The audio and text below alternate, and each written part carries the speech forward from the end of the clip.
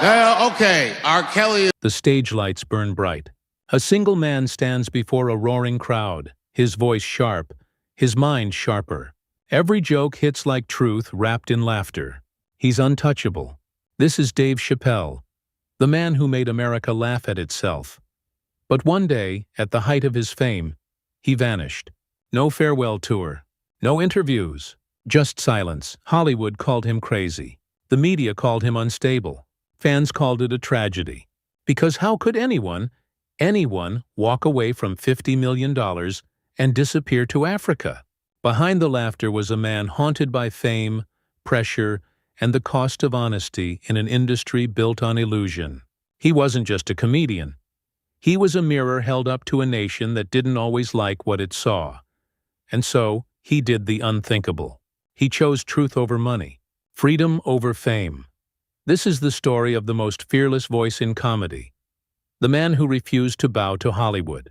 The journey of Dave Chappelle begins long before the spotlight ever found him. Dave Chappelle was born in Washington, D.C. on August 24, 1973, a city divided by power and poverty, politics and protest. His father, William David Chappelle III, was a philosophy professor. His mother, Yvonne, was an activist who once worked with Congolese leader Patrice Lumumba. In that home, laughter and revolution shared the same table. Dave's childhood was a tug-of-war between two worlds. Weekdays were spent in Silver Spring, Maryland, suburban, calm, intellectual. Weekends were in Washington, D.C., where reality was rougher, louder, and real. His parents divorced when he was 6, leaving him drifting between homes, searching for belonging in both. His mother filled the house with books, speeches, and soul music. His father taught him to think deeply about justice, about truth, about why people laugh in the face of pain. But school was where Dave learned performance. He wasn't the biggest or the strongest kid, but when he made people laugh, he was untouchable. At 14, he stepped onto the stage for the first time at a local comedy club. He wore oversized shoes, a borrowed jacket, and nerves that shook like lightning. When the audience roared, something clicked. This was more than fun. It was purpose. He once said, "My parents were the kind of people who made the world better. I just wanted to make it lighter." That blend of intellect, empathy, and irony became the foundation of his voice, a voice that would one day speak uncomfortable truths through laughter. Long before Hollywood came calling, Dave Chappelle had already learned the most important lesson. You can make people listen, if you can make them laugh. In the early 1990s, New York City was the heart of comedy. Loud, ruthless, and alive. A teenage Dave Chappelle arrived with a backpack, a dream, and $20 in his pocket. He performed anywhere that would hand him a microphone, from smoky clubs in Greenwich Village to half-empty bars at 2 a.m. Sometimes the crowd laughed. Sometimes they didn't. But Dave never stopped showing up. Rejection was constant. He was too young, too raw, too political. Agents told him to tone it down. Don't talk about race. It won't sell. But Dave couldn't help it. His jokes were rooted in truth, not approval. He started gaining attention in the underground comedy scene. By 19, he was the youngest comedian ever to perform on Def Comedy Jam, and he stole the show. His sharp wit and fearless timing turned heads across the industry. Then came Hollywood. In 1993, Mel Brooks cast him in Robin Hood, Men in Tights. It was his first film role. A small part, but one that showcased his effortless charisma. Dave's humor was different. Clever, unpredictable, and fearless. More roles followed, but none truly captured his voice. Hollywood wanted him to play stereotypes. The funny black guy, the sidekick. He wanted something more, so he started writing. In 1998, Dave co-wrote and starred in Half-Baked, a stoner comedy that bombed at the box office but later became a cult classic. He'd made his first mark, but not yet his masterpiece. Through failure and frustration, Dave learned the truth about fame. It rewards imitation, not authenticity, but he was waiting for the right stage. One where he could say exactly what he thought. And in 2003, that stage finally arrived. In 2003, television would never be the same again. Comedy Central gave Dave Chappelle his own show, a risky experiment called Chappelle's Show. It was raw, unfiltered, and dangerously funny. No one, not the network, not even Dave, expected what would happen next. Week after week, millions tuned in to see a man who said the things everyone else was afraid to. He mocked power, race, fame, and politics, all with a grin that dared you to be uncomfortable. Sketches like The Racial Draft, Rick James, Prince, and Black Bush became instant cultural landmarks. They weren't just comedy. They were commentary. And in every episode, Dave turned the mirror on America and said, "Look closer." Chappelle's show was lightning in a bottle, a phenomenon that crossed lines of color, class, and culture. Hip-hop icons quoted his jokes. Politicians referenced his sketches. Even critics who disagreed with him couldn't deny his brilliance. Dave wasn't just a comedian anymore. He was a movement. But behind the laughter, something darker brewed. The show's success brought massive pressure. Executives demanding more, fans demanding everything. As the audience grew, so did the misunderstanding. People laughed, but not always for the right reasons. Jokes meant to challenge racism were sometimes used to reinforce it. And that terrified him. Fame had turned into a trap. Suddenly, Dave, the man who built his name on truth, was surrounded by people who only cared about profit. The network waved a $50 million contract for more seasons. The world saw opportunity. Dave saw danger. He once said in an interview, "The worst thing you can call a man is crazy. It dismisses everything he's trying to say." At the height of his power, Dave Chappelle began to wonder if the laughter he created was worth the price he was paying. And soon, he would make a decision that would shock Hollywood and define his legacy forever. In 2005, at the height of his fame, Dave Chappelle vanished. No press release, no final episode, just gone. Production on Chappelle's Show Season 3 stopped overnight. The studio panicked, rumors exploded, and Hollywood's most bankable comedian had suddenly walked away from a $50 million contract. The headlines were ruthless. Chappelle loses his mind. Crack addiction. Pressure breakdown. The world wanted a scandal, but the truth was more human and far more profound. Dave was drowning in success. The show that once gave him power now felt like a prison.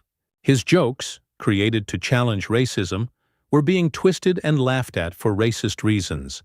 Audiences were missing the point, and the laughter started to sound hollow.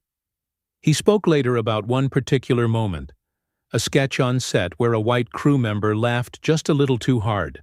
For the first time, Dave felt his comedy being weaponized against him. That was the breaking point. He boarded a plane to South Africa without telling anyone. No manager, no publicist, no entourage. Just escape. Hollywood called it insanity. But for Dave, it was sanity. A chance to breathe, to think, to reclaim his soul from a machine that had turned him into a product. In interviews years later, he said, "You can't get unfamous. You can only get misunderstood." While America debated his mental state, Dave Chappelle was walking through the streets of Johannesburg, free for the first time in years. No lights, no cameras, no noise. He had sacrificed fortune for freedom and reputation for truth. But his silence would only make the legend grow louder, because when you walk away from $50 million, the world doesn't forget. It waits for your return. For nearly a decade, Dave Chappelle became a rumor. He lived quietly with his family in Yellow Springs, Ohio, a small, peaceful town far from the chaos of Hollywood. No cameras, no red carpets, just fields, friends, and the rhythm of normal life. The industry tried to move on, but his absence became its own myth. To fans, he was the man who had everything and walked away. To comedians, he was the Holy Ghost, the symbol of artistic integrity. Occasionally, he'd appear unannounced at small comedy clubs, a surprise 2 a.m. performance in Brooklyn, or a pop-up set in Dayton. No press, no tickets, just word of mouth. Crowds gathered as if witnessing a legend reborn. He talked about fame, hypocrisy, money, the very things he had escaped. It wasn't bitterness. It was wisdom disguised as laughter. During these years, Dave rebuilt his relationship with comedy on his own terms. He wasn't chasing applause anymore, he was chasing honesty. He read philosophy, raised his children, and studied the world from a distance. In interviews, he said he didn't regret leaving. "If you're not careful, Hollywood will take your soul. I just wanted mine back." While late-night hosts joked about his disappearance, Dave was crafting a new voice, quieter, sharper, and more fearless than ever before. He had turned exile into evolution, and when he finally decided to step back into the spotlight, the world that once misunderstood him would be forced to listen, this time on his terms. When Dave Chappelle finally returned, it didn't happen with fireworks or press conferences. It began in small comedy clubs, dim lights, low ceilings, a stool, and a mic. The audiences were older now, the world more divided, and the laughter more complicated. But the voice was the same, sharp, fearless, and brutally honest. By 2013, Dave started touring again, reclaiming his place one stage at a time. The silence of exile had given him new clarity. His jokes were no longer just funny, they were philosophical, dissecting everything from celebrity culture to cancel culture. Then, in 2017, Netflix called. This time he was ready, and in control. His specials, The Age of Spin, Deep in the Heart of Texas, Equanimity, and Sticks and Stones reignited his legend. Each one was a masterclass in timing, truth, and tension. The world had changed, but Dave hadn't softened. He talked about race, gender, politics, and hypocrisy, saying what no one else dared to. The response was explosive. He won Grammys and Emmys, but also faced backlash. Critics accused him of being offensive, out of touch. Dave didn't flinch. "I'm not here to be right. I'm here to be real." The more controversy surrounded him, the more his audience grew. He had become something bigger than a comedian, a cultural barometer, a man testing how much truth the world could handle. From silence to spotlight, from exile to enlightenment, Dave Chappelle's comeback wasn't just a return.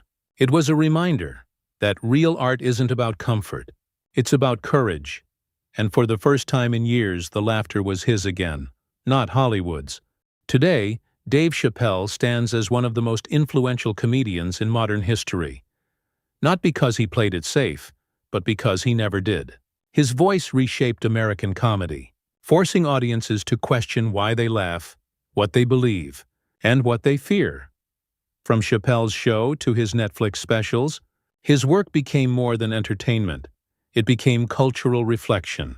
He dissected race, fame, politics, and identity with a precision that felt dangerous, yet necessary. For a generation raised on censorship and outrage, Dave was the reminder that truth is messy, and laughter is a weapon. You can hear his influence in nearly every major comic who came after him.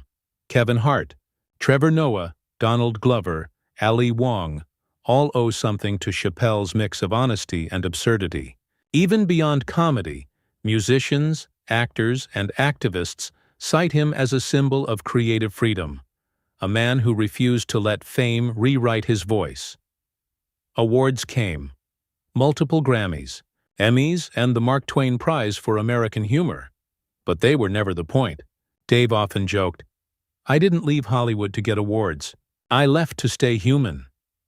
In a world where truth is often filtered, Dave Chappelle remained raw, unpredictable, and painfully real.